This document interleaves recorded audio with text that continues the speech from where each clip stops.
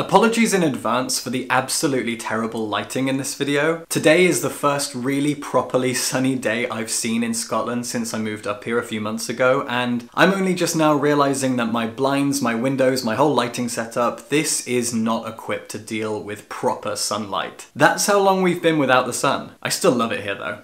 Scotland's amazing. All of that said, here's everything I read in February. It's been a pretty great month. But the sun, for daring to come out and brighten up my day, has put me in a bit of a bad mood, so let's start off on a really strong note. This month, I discovered the works of John Scalzi. I'd heard of him before, a lot of sci-fi fans have, he's pretty famous, but I'd never actually read him. So this month I read his book Red Shirts. This is the first Scalzi book I've ever read, and I fell in love with it. If you watch my video on recent sci-fi books I read and recommend, then you'll know how much I adored this. I loved it so much that I went out and got the Kaiju Preservation Society, which is a much newer book of his. Somewhere in here, either the foreword or the afterword, he mentions how when the pandemic hit and the lockdown happened, he was writing a much darker and more serious book, but he just couldn't handle it because of the anxiety of COVID. So to help his mental health, he wrote something more fun, more happy, more exciting and adventure-filled, and this is the result, and it is wonderful. If you're as much of a sci-fi fan as I am, you'll know that science fiction is very, very self-serious. It can so often be very dark and gritty, and Scalzi's books work as a kind of balm. They are very, very clever. They are innovative and original, but they are also very, very fun and funny. They're usually pretty short and they move at a fantastic pace without sacrificing plot or character development or thematic exploration or anything else. He values his readers' time, and I really appreciate that. You will laugh out loud reading these books, but you'll also be impressed by how innovative and creative and original they are. Scalzi knows exactly how to explore the themes that sci-fi often explores, while also being fun and tongue-in-cheek, and he's happy to make you laugh, and you really will. His books for me are the whole package when it comes to sci-fi. I am so happy I checked him out. I'm gonna do a whole video on these, so look forward to that really soon. Before getting into my sci-fi kick, however, I went through a period of reading a lot of really good YA fiction, and one of those was Cemetery Boys by Aidan Thomas. I think this was the first book I read in February, and it was a great way to kick off the month. I did a video on YA books that I really recommend, and this was one of them. Cemetery Boys is a kind of queer urban fantasy set in modern-day LA.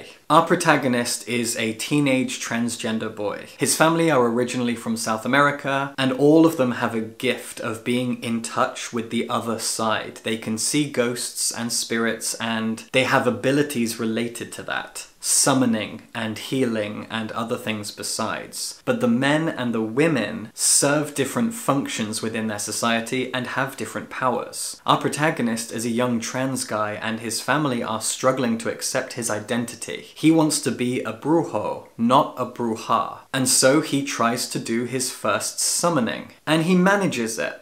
Kind of. His cousin has just died, and he tries to summon the spirit of his cousin, but he does summon someone, but it's not his cousin. Turns out the bad boy of his high school class has also just mysteriously died, and that's who he summons by accident. Now he is shouldered with the burden of the spirit of a boy he vaguely knows, who's not very nice, who didn't even know he had died, while also trying to figure out what happened to him, what happened to his cousin, and a bunch of other stuff besides. Hijinks ensue, there's a good mystery here, there's romance, and it's very, very queer YA. It's pretty innovative as urban fantasy goes, and I had a lot of fun reading it. Cemetery Boys is great. It's a brilliant mix of genres, and I've never really read anything like it before. It's not perfect, it won't shake your world, but I had a really good time with it. Now, my last video before this one was a review of Butter by Asuko Yuzuki, translated into English by Polly Barton. Polly Barton is one of the best Japanese to English translators working today. Her translation, as well as her own writing, is all excellent. All of that said, Butter is still a novel that really, really disappointed me. It's not bad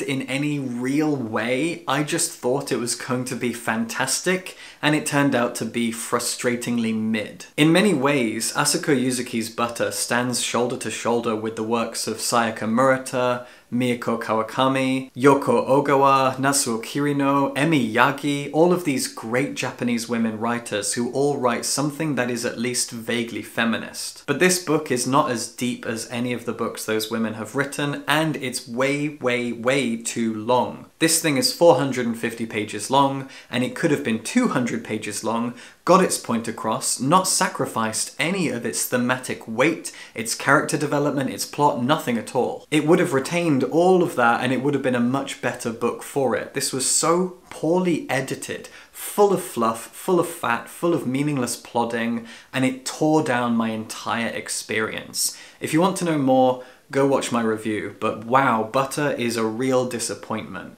There is a good book in here somewhere, I can see it, but it is just drowning in needless fat, needless nothing at all. This book really just needed a good editor. Speaking of good editing, if you've written a book or a story that you're proud of, you need to get it edited to perfection, to make it shine, to make it sparkle, to make it something absolutely perfect. And that's where I come in. If you've written a book or a short story, or you know someone who has, I offer editing services. There is a link in the description to my editing portfolio. I am having an absolute blast editing some really great stories and novels right now, and I would love to edit yours if you have one or you know someone who does. If you've got a half-finished manuscript or a short story or a full novel and you want to send it to an agent or self-publish it, send it to me and I will edit it. If you don't, I would really appreciate you spreading the word about my editing services. I'm a really, really good editor. Ugh, the sun is behaving herself a little bit better now, thank you. Another sci-fi book I read this month, which was a lot of fun and a pretty impressive debut, is The Principle of Moments by Esme Gikiemi Pearson. This big hardback was something I went out and got on day one because I just could not resist it. But what I found kind of surprised me, as I mentioned in my sci-fi books video, because The Principle of Moments is a lot more science fantasy than I expected it to be, and in kind of a weird way.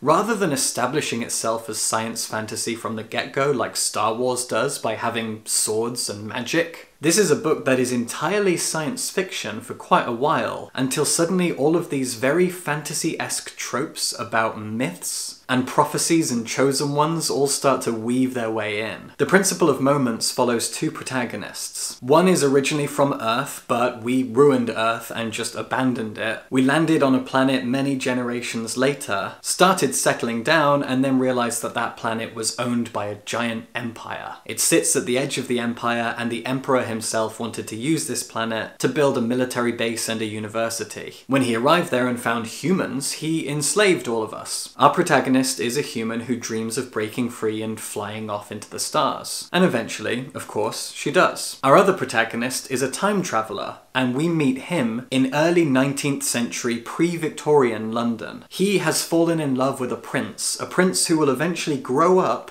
take the throne, have no kids, and pass the throne on to his cousin, Queen Victoria. Our protagonist is in love with this prince, but he's also sick with a kind of time travel disease that is slowly debilitating him every time he time travels. But eventually he is whisked off into the far, far future to meet the other protagonist and go on an adventure. To tell you any more would be to spoil it, and you can also check out my sci-fi video for a few more details about the themes and the way that it weirdly integrates science and fantasy in a way that feels very debut novel, but that said, I still really enjoyed this adventure. Now, it is not an understatement to say that Caliban and the Witch completely changed my life. We say this a lot, we're all guilty of saying, wow, this book changed me, it changed my life. Because it can happen, that's the power of books, and that's okay. Silvia Federici's Caliban and the Witch came out 20 years ago. I have meant to read it for so long because people adore this book, people cite it constantly. It is a really incredible thing that looks at the relationship between the rise of capitalism and modern-day patriarchy, and the ways in which those two things overlap. Patriarchy and capitalism in many ways are one and the same. They are responsible for the witch hunts, they are responsible for so many things, and this book explores all of them. Now, I did a video about this book. That video took me all day to make because it was enormous. Go check it out if you haven't, but in that video I break this book down into 15 kind of bite-sized chunks, 15 moments where this book completely blew my mind. mind. It is an incredible history book that also blends political philosophy, sociology, economics, and many other disciplines, all into one incredible academic text that traces the history of capitalism and patriarchy in Western Europe over the past 500-600 years. It is truly remarkable. It is exactly as good as everyone says it is. Please read Caliban and the Witch and watch my video. 10 Bridges I've Burnt by Brontes Purnell is a wonderful thing, and a very, very original and creative thing. Published in the UK by SciFi Press, who sent me this review copy, this is a kind of poetry collection, but it's also very much a memoir. It's a collection of 38 snippets of the author's life, presented in verse as poetry. Brontes Purnell pretty much sums up his whole life in this book, but he does so by turning it into poetry. If you've never read him before, he has a short story collection called 100 Boyfriends, which is really, really good. Brontes Purnell is a gay black American author and musician, and here he has laid his life and laid his soul bare. He makes fun of himself, he talks about his regrets, he admits things about himself that are difficult to admit. This pulls on your heartstrings, but it's also often very, very funny. There are some great pieces in here. But imagine turning your life into a memoir and deciding to present that memoir as a poetry collection that is bold, it is original, and it's a lot of fun. This is absolutely worth your time if you're a fan of memoirs and or poetry. Early in February, I read a few books that weren't duds, but were kind of heavy, and I needed a palate cleanser, something that would just make me feel happy and something I could just read for fun. For me, that's often horror. I love horror, I think everybody knows that. And there's something about horror that calms me down, that engages me in a really fun way. It's a tough thing to explain, especially because horror is stressful and scary, but not to me. Horror movies, horror TV shows, horror books, horror video games, they're all engaging and fun and stress reducing in the most bizarre way. If you understand the psychology of this, please let me know, because it's probably to do with trauma. It always is, everything's to do with trauma. Anyway, I read Black Sheep. This is a horror novel by Rachel Harrison. Very Joe Hill. He's the author that I kept thinking of while I was reading this. Now, I've never read her before, this is my first book of hers, and I really, really enjoyed it. It's fun. I wouldn't say at any point it is truly terrifying. It's more aesthetically horror. It's horror themed. There are a few creepy moments, but for the most part, it's, again, like a Joe Hill novel. It's just kind of a thrill ride. Our protagonist is in her early 20s. She is working a shitty waitress job in New York, but she grew up in a satanic cult in New Jersey. At the beginning of the book, she gets fired from her job and invited to a wedding back home in this cult, and she actually says yes, purely out of curiosity, because the bride and groom are her cousin and her ex-boyfriend,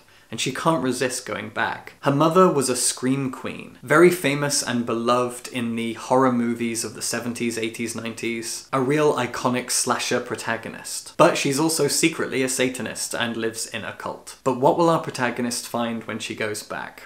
I'm planning to make a video about this and a few other horror books soon, so I'll talk in more detail then, but if you're like me and horror chills you out in some weird way, Black Sheep is great fun. A book I reviewed earlier this month, which was sent to me by Dead Ink Books, was Sinking Bell by Bojan Lewis. Bojan Lewis is a Diné Native American author, and Sinking Bell is a collection of short stories about the Diné people. It is all based around a small town in Arizona and the people who live there, specifically the Diné people. It's about their culture and what it looks like in the modern day as a part of capitalistic North America. It's about racism and class divides, but it's also a book about individual people and the lives they lead, the jobs they have, the relationships they have, the struggles they go through. If you want to know more, watch my full video, but I'm trying to read a lot more Native American stuff right now, and I'm so glad I checked out Sinking Bell. Bojan Lewis is an amazing literary writer, and these stories really open my eyes to the lives of Diné Native American people. What an incredible and very important thing. Another book that I read and reviewed and absolutely adored was Aftershock by Zhang Ling. This was translated from the Mandarin into English by Shelley Bryant, and it bowled me over. Aftershock is an absolute sensation. of literary fiction. Zhang Ling is a Canada-based Chinese author, and this is the first thing of hers that I've read. It is set around an earthquake that really happened in the 1970s. It killed a lot of people, more than you think, and it tore families apart. Our protagonist was a young girl when the earthquake happened, and we follow her life in a very fractured way, beginning with her living in Canada, seeing a therapist, and thinking about returning to her roots. Then we go back to the life of her mother before our protagonist was even born. We learn about life under Chairman Mao's Great Leap Forward and Cultural Revolution, and we learn about our protagonist's youth and what happened to her during and after this horrific earthquake that she obviously managed to survive. The book is fractured, as I said, moving back and forth, not just through time, but between protagonists. And if you want to know more, go check out my full review. But Aftershock is a really amazing piece of Chinese fiction. I'm not going to spend long talking about this one because I did a dedicated video on it and I featured it in my sci-fi books list video. This is I Who Have Never Known Men by Jacqueline Hartman. It's a Belgian novel translated from French into English by Ros Schwartz, and Jacqueline Hartman is no longer with us. This book was written decades ago, and yet I had never heard of it until now.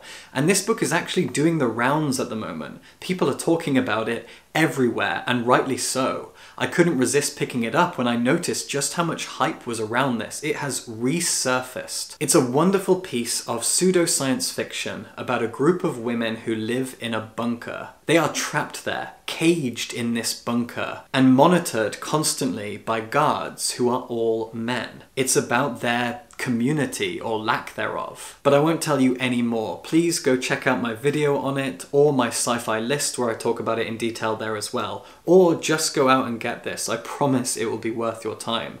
I Who Have Never Known Men is a trip. It is very clever, very thought-provoking, very thematically dense, and I had an amazing time reading it. And that exact same point applies here as well. I have done a dedicated review of the brand new Your Utopia, written by Korean author Bora Chung and translated into English by Anton He, and I also featured it in my sci-fi books list video. Your Utopia is a collection of science fiction stories, but in true Bora Chung fashion, these are dark, satirical, sometimes bleakly funny in a really awkward way, and they are enormously innovative. Every single story in here explores a different aspect of science fiction, a different trope, a different theme, with a different setting. It is enormously diverse while being strictly sci-fi. Bora Chung is one of South Korea's great writers, and Anton He is one of Korea's great translators. They are a dream team, and this is something very special. This will be one of the big highlights of this year, so do not miss it. Now, I've mentioned recently that I've been reading and writing a lot of poetry. I've been performing my poetry at local poetry nights around Glasgow. I am addicted to it. I love writing and performing my poetry, and of course that means reading a lot as well. And one of the best poetry collections I have ever read is The Air Year by Caroline Bird. This is a remarkable work of poetry.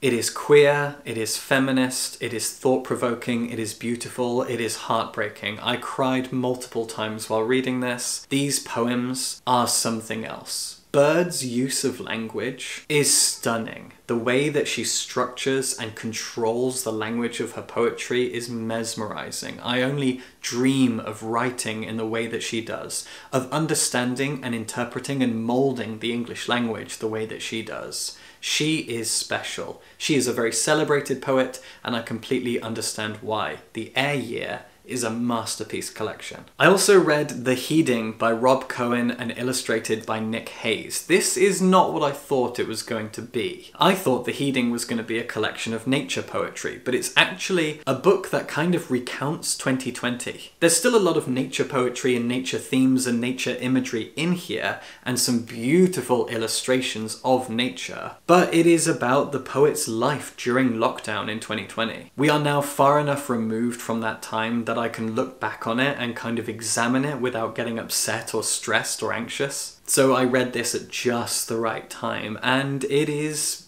fascinating. It is a real emotional spectrum. There are stories in here of people being lost, people losing their loved ones, but there are also some really funny poems in here as well. I was really surprised by the emotional breadth of this collection. And finally, this one is a reread. I have read this poetry collection multiple times. This is You Better Be Lightning by non-binary American poet Andrea Gibson. Their poetry is astonishing. I might be so bold as to say that Andrea Gibson is my favorite poet, maybe, but I need to read more of their stuff in order to say that definitively. But there aren't many poets who are able to toe the line of surrealism in the way that Gibson does. They have a way of creating a very surreal and strange and sometimes funny setting for a story or an idea, but at no point is it confusing or strange or so absurd that it loses its point, loses its flow, and loses its reader. These are focused, imaginative, strange and exciting stories of love and loss, queerness, celebration, heartache, hatred, so many things. I return to this collection constantly because it really is miraculous.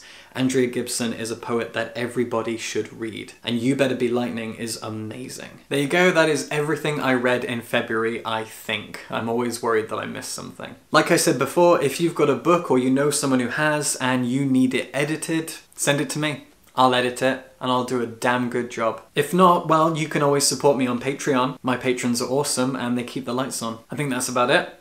Subscribe for books.